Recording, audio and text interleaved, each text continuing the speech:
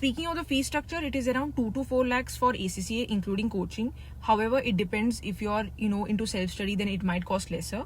For CMA and CGMA respectively, it depends on the number of exams you're taking. Again, there is exemption fee at the same time as well, but you will, it will be around 3 to 4 lakhs again, including coaching, including all the subscription, registration, and so on. Now, why does one do ACCA, CGMA, and CMA respectively?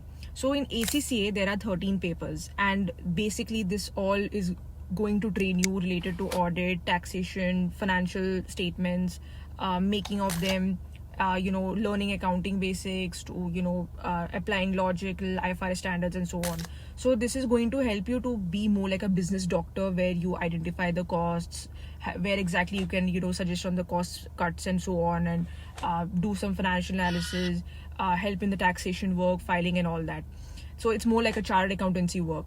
While the remaining two, that is the CIMA and the CGMA, is basically surrounding around management accounting, budgeting, strategy making, financial modeling and so on. So you'll get roles related to these, and you will specifically have to help in developing a strategy, in making lots of estimates, and helping the management in taking better decisions for the long term of the company. So you're more into the strategy side, while the other one is more into the chartered accountancy side, where you'll be involved in all the statutory work and so on. So this was the difference between both of them. One more thing to take a note of is CIMA has 16 papers, including the foundation level ones, had you never done a degree, while CGMA has around 12 papers, because the foundation levels are, you're assumed that you have got enough requisite knowledge out of your degree, so you do not necessarily need to have those foundation level exams, so you can directly start from the operational level.